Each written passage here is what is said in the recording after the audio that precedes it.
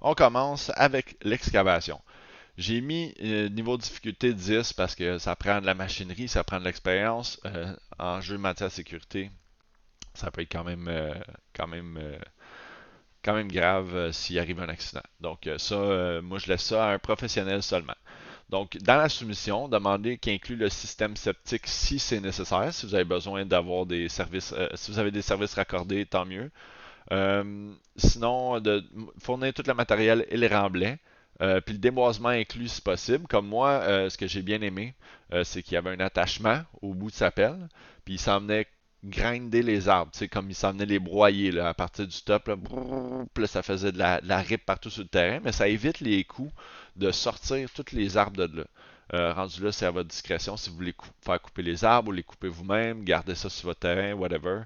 Mais vous pouvez le faire inclure par votre gars d'excavation s'il y a les attachements possibles sur sa pelle ou s'il peut venir couper ça lui-même ou par quelqu'un d'autre. Fait qu'en gros, il va excaver la maison, évidemment, installer le système septique, assistance au dynamiteur si vous avez besoin, parce que quand il dynamite, ben là, la roche à pète, lui, il faut qu'il sorte ça de là.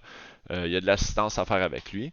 Demander aussi, on peut rajouter ça peut-être dans la demande de soumission, mais de remblayer les semelles avec la pierre nette trois quarts au centre. On va le voir sur une photo dans la fondation, là. La pose du drain français. J'ai déjà vu un gars de fondation faire le drain français. J'ai déjà vu des gars d'excavation le faire. Euh, Rendu là, vous pouvez le faire vous-même. Mais moi, je demanderais de le faire inclure dans l'excavation. Remblai de la maison et du garage. Pose de poteau d'hydro si c'est nécessaire. La pose d'un ponceau si c'est nécessaire. Et autres travaux connexes d'excavation. Pour l'excavation, méfiez-vous du plus bas soumissionnaire s'il est vraiment moins cher. L'excavation, là, c'est une des étapes les plus dures à soumissionner due à l'incertitude de ce qui se cache dans votre sol. C'est sûr que je vous donne une pelle, puis je vous dis bon ben va creuser dans la cour. Y a-tu des roches dans ta cour? Tu le sais pas tant que tu creuses pas. Là. Fait que, tu sais, moi je vais vous donner un exemple. Moi j'ai eu trois soumissions, une à 30 000, une à 50, puis une à 75. On s'entend qu'il y a une méchante différence entre 30 et 75. Mais 30 000, c'était comme écrit excavation, bing bang. Tu sais, comme c'était juste ça. Puis quand j'ai demandé de justifier leur prix, tu sais, le gars à 30 000, il est même pas venu sur le terrain. Ouais, ouais, ça devrait être ça, ça devrait être ça. Lui, plus cher, il m'expliquait qu'il se baquait. Tu sais, on le comprend aussi, là. Tu sais, lui, il sait pas sur quoi qu'il va tomber. Puis de demander un prix garanti, une soumission, lui, il peut se planter là, s'il pogne du rock ou s'il manque de matériel ou whatever. Donc, c'est ça. Appeler pour justifier le prix avec chacun, puis que ce soit vraiment écrit sur la soumission ce qui est inclus, euh, ce qui est exclu. Euh, Fait que c'est ça en gros. Vous avez aussi l'option, là, peu importe, là, je fais juste une note là, de tout au long de chaque corps de métier de la formation. Là.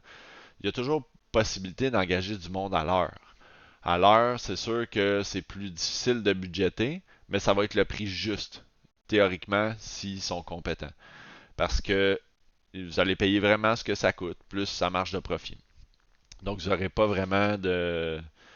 euh, vous allez avoir une certaine certitude que ça va être fait, ça va être bien fait, puis que ça va être fair, dans le fond.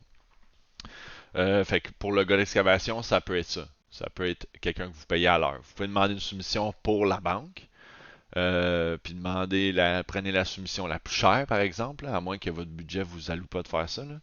Euh, Puis après ça, y aller avec quelqu'un à l'heure. Fait que vous allez avoir le prix juste.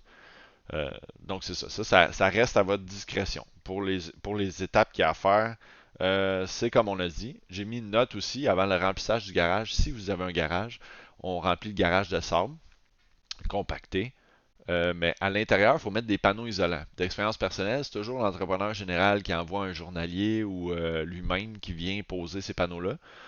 Si vous ne le faites pas vous-même, demandez à votre menuisier s'il peut venir les faire euh, pour les installer à l'intérieur avant qu'il remplisse le garage. On va passer à la prochaine étape qui est la fondation.